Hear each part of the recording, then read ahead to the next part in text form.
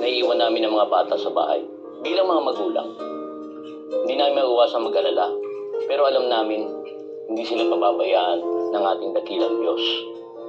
Himala ng Pasko ay darating na.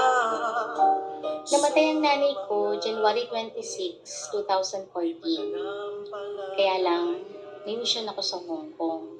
Tumuloy ako sa mission ko. Masakit, pero sumunod ako. Kasi mahal ko ang Lord.